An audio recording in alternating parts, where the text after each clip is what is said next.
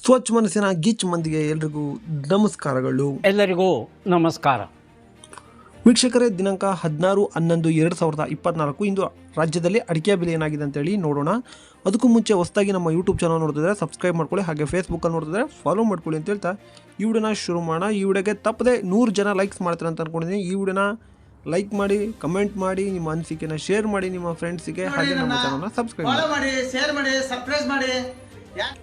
Subscribe ಮಾಡಿ ಅಂತ ಹೇಳ್ತಾ ಬನ್ನಿ ಮೊದಲನೇದಾಗಿ ರಾಶಿ ಅಡಿಕೆ ಬೆಲೆ ನೋಡೋಣ. ತೀರ್ಥಹಳ್ಳಿಯಲ್ಲಿ ಇಂದು ರಾಶಿ ಅಡಿಕೆ ಬೆಲೆ 50,529 ರೂಪಾಯಿ ಆಗಿರುತ್ತದೆ. ಹೊಸನಗರದಲ್ಲಿ ನಿನ್ನೆ ರಾಶಿ ಅಡಿಕೆ ಬೆಲೆ 50,405 ರೂಪಾಯಿ ಆಗಿರುತ್ತದೆ. ಶಿಕಾರಿಪುರದಲ್ಲಿ ಇಂದು ಹೊಸ ರಾಶಿ ಅಡಿಕೆ ಬೆಲೆ 49,509 ರೂಪಾಯಿ ಆಗಿರುತ್ತದೆ.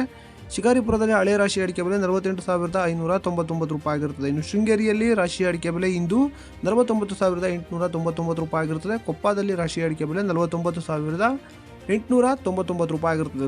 ಸೊರಬದಲ್ಲಿ ಇಂದು ಹೊಸ ರಾಶಿ ಅಡಿಕೆ ಬೆಲೆ 48,519 ರೂಪಾಯಿ ಆಗಿರುತ್ತದೆ. ಸೊರಬದಲ್ಲಿ ಹಳೆ ರಾಶಿ ಅಡಿಕೆ ಬೆಲೆ 48,899 ರೂಪಾಯಿ ಆಗಿರುತ್ತದೆ. ಶಿರ್ಸಿಯಲ್ಲಿ ಹೊಸ ರಾಶಿಯ ಬೆಲೆ 43,899 ರೂಪಾಯಿ ಆಗಿರುತ್ತದೆ. ಸೊರಬದಲ್ಲಿ ಚಾಲಿ ಅಡಿಕೆ ಬೆಲೆ 29,313 ರೂಪಾಯಿ ಆಗಿರುತ್ತದೆ. ಶಿರ್ಸಿಯಲ್ಲಿ ಚಾಲಿ ಅಡಿಕೆ ಬೆಲೆ 35,898 ರೂಪಾಯಿ ಆಗಿರುತ್ತದೆ. ಶೃಂಗೇರಿಯಲ್ಲಿ ಇಂದು ಬೆಟ್ಟೆ ಅಡಿಕೆ ಬೆಲೆ 54,099 ರೂಪಾಯಿ ಆಗಿರುತ್ತದೆ. ತೀರ್ಥಹಳ್ಳಿಯಲ್ಲಿ ಬೆಟ್ಟೆ ಅಡಿಕೆ ಬೆಲೆ 56,129 ರೂಪಾಯಿ ಆಗಿರುತ್ತದೆ. ಕೊಪ್ಪದಲ್ಲಿ ಬೆಟ್ಟೆ ಬೆಲೆ 53,899 ರೂಪಾಯಿ ಆಗಿರುತ್ತದೆ. ಶಿರ್ಸಿಯಲ್ಲಿ ಬೆಟ್ಟೆ ಅಡಿಕೆ ಬೆಲೆ 33,508 ರೂಪಾಯಿ ಆಗಿರುತ್ತದೆ.